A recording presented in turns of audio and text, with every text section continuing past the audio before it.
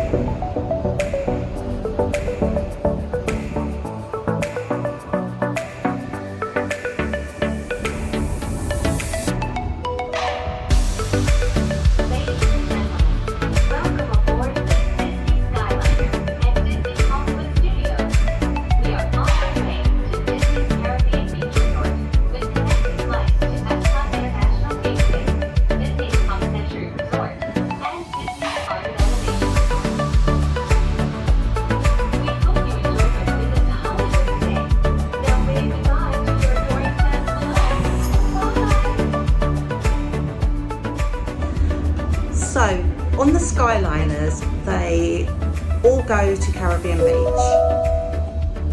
Welcome aboard the Disney Skyliner at Disney's Caribbean Beach Resort.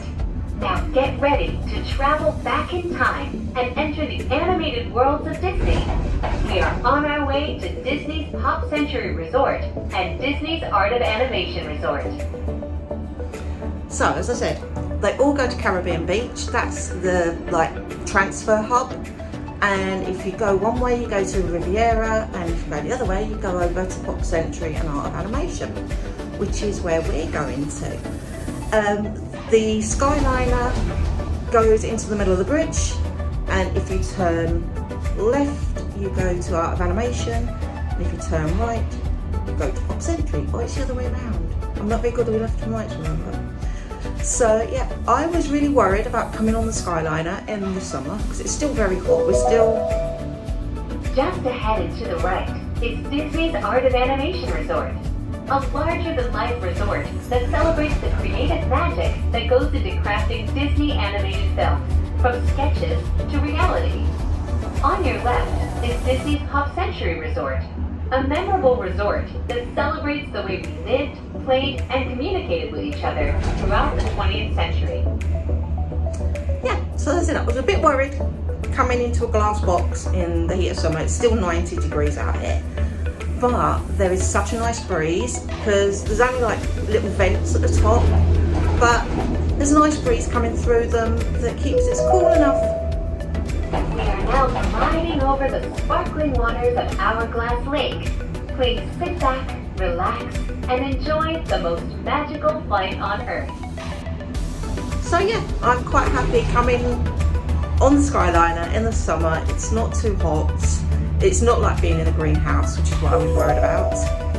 And we're almost there. In just a few moments, We will be arriving at the only floating Skyliner station at Walt Disney World Resort. Passengers can disembark here for Disney's Pop Century Resort and for Disney's Art of Animation Resort. Thank you for flying the Disney Skyliner. Bon voyage! And thank you for having me on the Skyliner. This is Animation Hall. This is the central lobby, check-in area for Art of Animation. And as you can see, it celebrates Disney animation in an amazing way. The central lights have got pieces of animation at the end. You've got the ink and paint shop, which is their gift shop. And then all along the back wall of the registration area, check-in area, you've got more animation.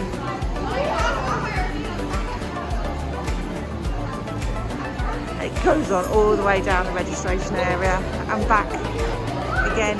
So you can see they really are celebrating animation in a big way at this resort. So we're now in the lobby of Pop Century. It is, again, same sort of design as Art of Animation, same sort of layout. At the moment there is a lot of refurb being done, and the black curtains there that you can see, they're hiding, there was like exhibits from each century when we were here, which was quite fun because there was me and Sharon spotted things we'd had as kids and growing up and everything. Again, nice light area. That's their shop and dining. So their shop's everything pop, and you walk through, it's their food court. Again, there's your Disney buses to the parks. So let's go back onto the Skyliner again, and we're going down to Caribbean Beach. So now coming into the Caribbean Beach resort lobby. This is all themed after the Caribbean, obviously, and all the areas where the rooms are named after the different Caribbean islands. It's very big, as you can see. It is done as like the Caribbean houses, with the ceiling fans, very high ceilings with palms, and yeah, it's nice and cool. They do obviously have their own food court, which is Centaury Market. They've got their grab and go section and their shop. So that's their menu up there. You've got different selection. You've got hot Cuban sandwich. There's a burger. There's again a pulled pork sandwich. So, and with this one you order at the main tills and pick up from the so you've got a salmon, there's pork ribs, there's half a chicken, cheeseburgers, pulled pork nachos and pizzas. So again, something for everyone. Even if you've got fussy eaters, you'll find something for them to eat. So this is the Caribbean Beach lobby and check-in. Again, bus stops are outside to take you to the theme parks. So yeah, that's the Caribbean Beach. So as you can see, this is a map of the Caribbean Beach Resort. We are here in Old Port Royal. That's the check-in and food court. There's also Sebastian's Bistro, which is a really nice sit down. Now the Skyliner is over here. So depending where you are on the resort, I mean, it was a 10-minute walk to get from the Skyliner to here. Now the Riviera is over here. So if you're staying in Martinique or in Aruba, it's probably quicker to go to the Riviera's Skyliner station. So I'm just about to walk over to the Riviera now because I will show you. I can see it. There's Riviera in front of me. So I'm going to walk over to the Riviera now and go and show you their lobby, and then get the Skyliner to Epcot and go and do the Epcot Resort hotels. So yeah, it's a very nice day. So it's not too hot. So I've been enjoying the sunshine between hotel lobbies and Skyliners and buses and boats. So yeah, so I'll see you in the Riviera. So as I'm walking round to the Riviera, one thing I will say about Caribbean Beach is yes, it's a very, very big resort. And depending where you are, it can be a long walk to get to places. The rooms themselves are nice, and the blocks are only 2 floors. So there's no like 3 or 4 stories, just 2 floors, little buildings. As I said, depending where you are, it can be a long walk to places. Do have some beautiful white little sandy beaches though for guests to use, with hammocks and like sun loungers. So it is a beautiful resort. As I said, James and I stayed here about 10 years ago when they had the pirate rooms, and we stayed in one of those. So it is a resort I'd recommend, as long as you are aware it's a very big resort. And the Skyliner can be quite a walk from your room. Because of the Skyliner, they don't run buses to Epcot or Hollywood Studios. So the Skyliner would be your only way of getting to those parks. But yeah, I love, it's quiet. It's very nice, very quiet, very pretty. But again, just be aware, it can be quite a walk to get to wherever you want to go. So we're now up in the Riviera foyer, check-in. So check-in is over there in that direction.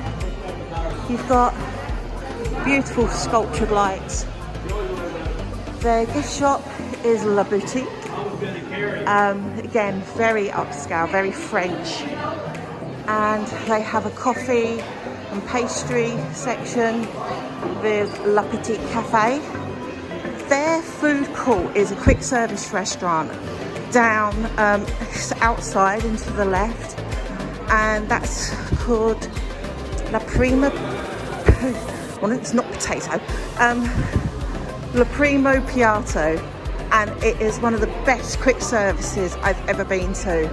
So it feels more like a regular sit down. We get proper knives and forks, proper cutlery. So yeah, definitely I would recommend the quick service here at the Riviera. But this is the Riviera's foyer, and again, some beautiful floor to ceiling windows showing that view over the lake towards the Caribbean Beach. As you walk back to the Skyliner station at the Riviera, you go through this archway, and it has these beautiful mosaic murals. There's 2. One is a tangled theme, so you've got the boats, the flying lanterns that go up and over and down to Rapunzel's tower on the other side. And these are all mosaics. If you can see, if you go up, you can see the tiny little tiles that they're made up of. And the second one, which is at the other end of the walkway, is of Peter Pan. So it starts this side with Neverland and goes up and over the moon, and then flying down to Big Ben. So again, all done in mosaic tile and stunningly pretty. So that was the last of the Skyliner resorts.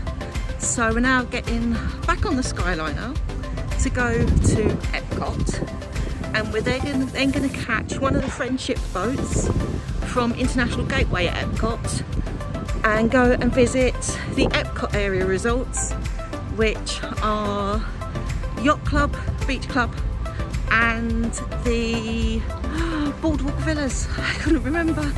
And then we're going to go back to Hollywood Studios to get a bus to the Fort Wilderness Campground, which will then be the start of the last of the hotels. So after Yacht and Beach, we're on the final run through, and it is now just past 5 o'clock. So hopefully I will be on that beach at the Poly for 10 o'clock tonight to watch the fireworks. So we've made it to the Beach Club, just a quick 5-minute walk from Epcot, and this is the Beach Club. So last time we was here was Christmas, and they've had the gingerbread house out. So everything is beach themed, so you'll notice shells and just all really nice whites, creams, blues. There's check-in, customer services. It's just really nice and airy and light. There's lots of shell details because it's the Beach Club. I'm going to walk down to their quick service grab and go section and grab myself something to eat, because apart from the zebra domes and the cupcake I haven't eaten all day, so I need a bit of energy. So it's called their marketplace, nice and easy to get to, so we'll go down and see what they've got.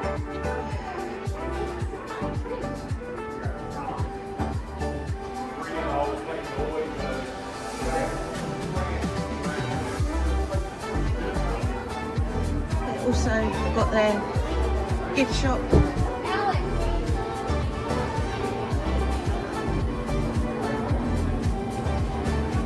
And then we're at their quick service location, which is all good. This is the Yacht Club. Now they are connected, the Yacht and Beach Club, so you can walk from one to the other most of the way undercover. It's got a much darker feel, as you can see. Again, this has got lots of boaty type details. You can see the ship's wheels all around the top, and there are model ships in the cabinets and a large globe in the centre. So it's a lot darker feel. Not as bright and as clean feeling, I suppose.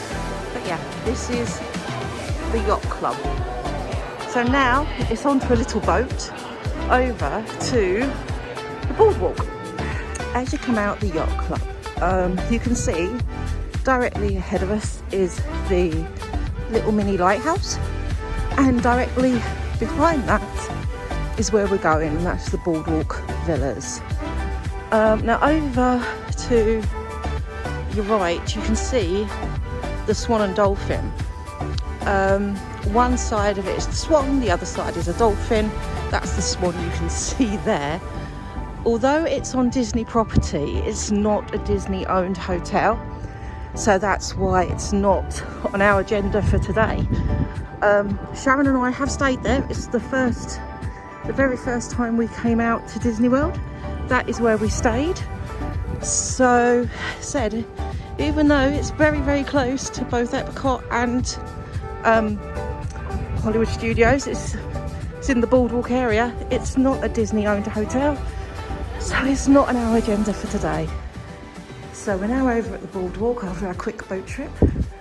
I think I love this foyer. You've got the small carousel. There is a lot of history in this lobby, and at Christmas it has the best of the gingerbread houses. They have a full working gingerbread carousel here at Christmas, and this year was themed after Scrooge. And it had Scrooge McDuck and everything, so you can see there the little paintings are all different castles to represent the Disney castles from around the world. Over here they've got obviously a roller coaster with the loop, and these little chairs, the scariest things we've ever seen, are called nanny chairs, and they are there's the facts behind them. It says these face chairs or nanny chairs were originally found in the 19th century European carousel. While children rode on the carousel, the adults were offered the small chairs so they could rest up. So yeah, and there are names on the back of these chairs as well, but they are scary and they have little feet as well. So they are the scary nanny chairs that you can find in the Boardwalk lobby. So yeah, this is the Boardwalk. I said at Christmas this is lovely with the gingerbread smell and the carousel, and it just makes it even more special. And this light fixture with the horses is stunning. So yeah, so that's the Boardwalk lobby. So that is all the Hollywood Studios and Epcot resorts done. So all I've got left now is the Magic Kingdom. Now I had two options on how to do this. I've chosen the second one and I'll explain why. So my first option was to have got a bus from the Boardwalk to the Magic Kingdom and then get a boat over to Fort Wilderness Campground to start the hotels there. My second option is to go back to Hollywood Studios by boat and then to get the bus to Fort Wilderness. I've gone for the second option, that's to go back to Hollywood Studios and then on to Fort Wilderness, because tonight is a party night. So Magic Kingdom will be asking non-party guests to leave. So the actual area is going to be really busy transportation wise. So I've decided it'll be easier and less time consuming to go back to Hollywood Studios and then get the bus to Fort Wilderness from there. So I think it's just gone 6, so I've got 4 hours to do the rest of the Magic Kingdom hotel, so that's 5 left. So yeah, so hopefully I'm going to be on the beach watching the fireworks come 10 o'clock tonight. This is probably the longest travel bit I've got all day, is this Hollywood Studios to Fort Wilderness section. So yeah, we'll see how long it takes us. I've been really lucky with travel today so far, so hopefully it doesn't let me down now.